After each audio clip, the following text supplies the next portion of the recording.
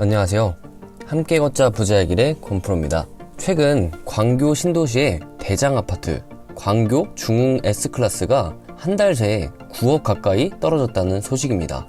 대장아파트도 이런데 나머지는 말할 필요도 없을 것 같고요. 한편 또 다른 신도시인 동탄마저 반값 행진을 거듭하며 갭 투자자들의 멘붕이 이어지고 있죠. 그래서 제가 말씀드렸잖아요. 갭 투자하면 정말 큰일 난다고요.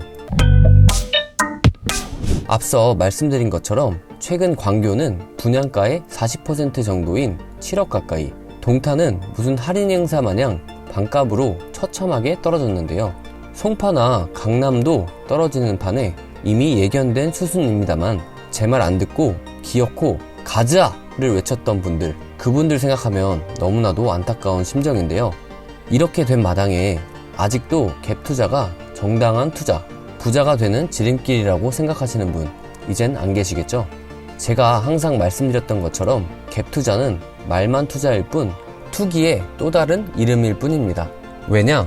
갭 투자자들은 애초에 투자 시점부터 분양 단계까지 세입자에게 전세금을 돌려줄 자본 따위는 없거든요. 아파트를 구매할 돈도 없으면서 본인이 책임지지도 못할 투자를 한 셈이니 이게 투기가 아니면 뭘까요? 지금까지 갭 투자로 희희낙낙하셨던 분들, 이제 좋은 시절은 끝났습니다. 즐기신 만큼 이젠 진정한 공포를 느낄 때고요. 제가 누누이 말씀드렸듯 집값 거품의 원흉이던 전세대출조차 바젤3 조치와 더불어 DSR에 포함될 텐데요. 그렇게 되면 대출은 더 어려워질 것입니다. 이미 그럴 조짐을 보이고 있는 게 요즘엔 전세보증보험을 가입한 사람에게조차 전세금 보증을 거절한다고 합니다. 터질 게 터지기 시작한 것이죠.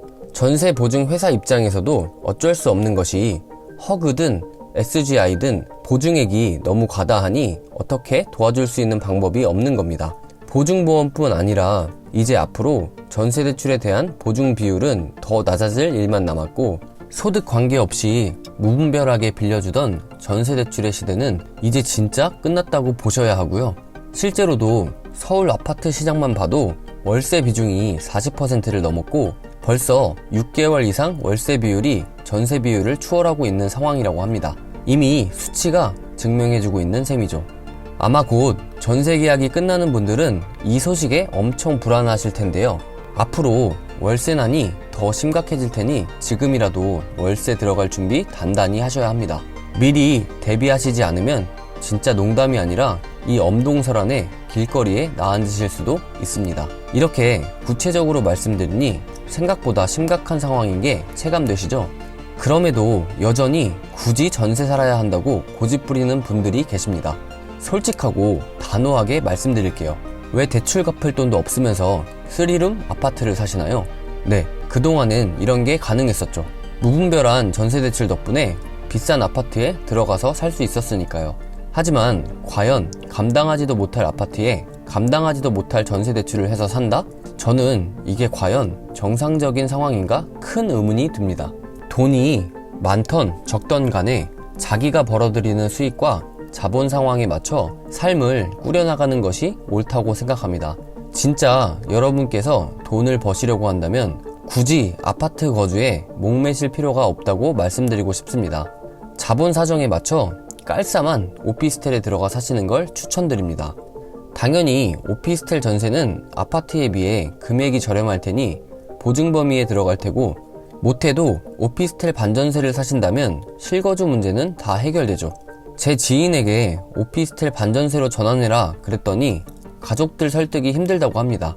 참, 지금 찬물 더운 물 가릴 때인지 제가 말씀드렸죠. 시류를 읽어야 삶이 윤택해지고 돈을 지킬 수 있습니다. 결국 아직까지도 아파트 떡상에 미련을 못 버리니까 쉽사리 포기가 안 되는 겁니다. 단순하게 생각하시는 분들이 월세는 버리는 돈이다, 월세 고려하면 생활비가 부족하다 라고 말씀하세요. 하지만 요즘엔 월세보다 매매 대출이자가 더 비쌉니다. 그런데 반전세로 들어가면 끽해봐야 50에서 100만원 정도 수준일 텐데 보증금으로 묶이는 돈이 줄어드니까 부담이 훨씬 줄어들잖아요. 이렇게 여윳돈을 만드시면 자연스럽게 현금의 유동성도 확보할 수 있는 겁니다. 그리고 최근에 또 여러분들의 경각심을 깨울 만한 빅뉴스가 하나 있었죠. 무려 1139채의 아파트 및 빌라를 소유하고 있던 속칭 빌라왕이라는 분이 사망한 사건인데요. 빌라왕의 갑작스러운 사망과 더불어 수많은 세입자들이 전세 보증금을 돌려받지 못하는 상황이 된 겁니다. 빌라왕이라는 저분이 과연 돈이 많아서 1000채가 넘는 빌라를 샀을까요? 결국 앞서 말씀드렸던 갭투기로 사들인 겁니다. 거의 뭐 사기꾼이나 다름없는 거죠. 그런데 이런 식으로 갭투자로 집을 사들여서 소위 깡통전세로 만드는 집주인들이 생각보다 엄청 많다는 겁니다. 결국 전세 한번 잘못 물리시면 전세 보증금도 못 돌려받는 신세가 되는 거죠. 솔직히 갭투자한 집주인 입장에선 종부세 감당 안 된다고 파산하면 그만이니 더 무서운 거고요. 그 외에도 동탄에 갭투자 몇 채씩 하더니 나몰라라 해버리는 바람에 전세입자들이 그 피해를 고스란히 떠안은 사건도 있었습니다. 동탄은 그나마 그 후에 집값이라도 올라서 문제가 엄청 커지진 않았지만 지금은 10년 뒤 집값이 오를까 확답할 수 없는 상황인데요. 저도 부동산 투자로 큰 돈을 벌어본 입장이기에 당연히 오르면 좋겠지만 올라가기는커녕 일본처럼 아예 정말 무너져 내리지 않을까 크게 우려하고 있습니다. 예전처럼 더 이상 아파트를 투자의 수단으로 활용할 수 없게 된다는 거죠. 하지만 원래 이게 맞는 겁니다. 여러분, 아파트는 투기 수단이 아니에요. 왜 괜히 실거주 하시려는 선량한 분들까지 피해를 입어야 합니까?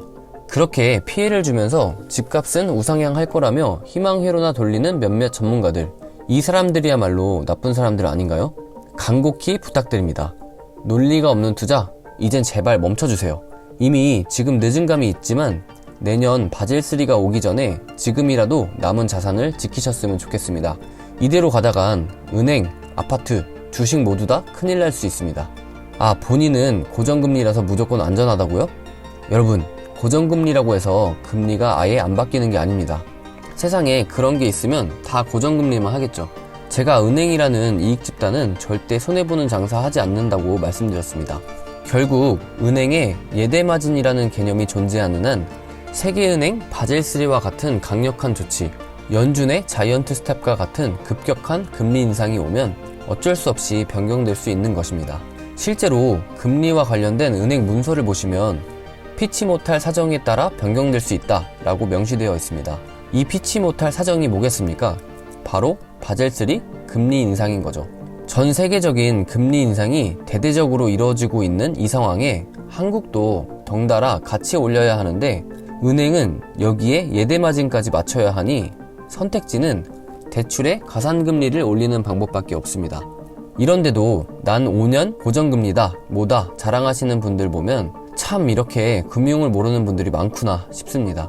자, 고정금리는 더 이상 안전하지 않다는 걸, 상황에 언제든지 바뀔 수 있다는 걸 이해하셨으리라 보고요. 그나마 국가에서 보증해주는 대출의 경우 고정금리 상품보다도 금리가 쉽게 바뀌지 않을 테지만 과연 언제까지 국가 차원에서 그걸 다 커버할 수 있을지, 세수 확보는 될지 걱정하셔야 합니다. 진짜 경제 위기가 도래하면 결국 은행의 부도, 그 다음엔 국가의 부도로 이어지니까요. 부동산 시장 침체와 더불어 그동안 정부의 돈줄이었던 부동산 관련 세금 또한 잘 거치지 않는 상황입니다.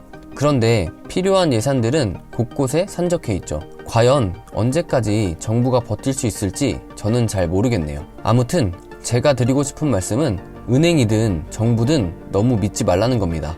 정부가 나중엔 어쩔 수 없었다, 유감이다 라는 말로 퉁치면요, 정부가 그렇다는데 저희 같은 일반 시민들이 뭐 더 싸질 수 있는 방법이 있나요? 정신 바짝 차리셔야 여러분들의 피 같은 돈 지켜낼 수 있습니다. 저는 늘 이렇게 쓴소리 마다하지 않고 여러분들의 금융 길잡이가 되기 위해 노력하고 있습니다. 그리고 이런 저의 영상을 보면서 꽃피우게 될 여러분의 열정을 언제나 환영합니다. 저는 유튜브와 같은 온라인뿐만 아니라 오프라인으로도 직접 모여 진행하는 경제 스터디도 진행 중인데요. 진지한 태도로 참여하고 싶으신 분들은 언제라도 문의 주시길 바랍니다. 앞으로 기대해 주시고요. 구독, 좋아요, 알림 설정은 사랑입니다. 끝까지 시청해 주셔서 감사합니다.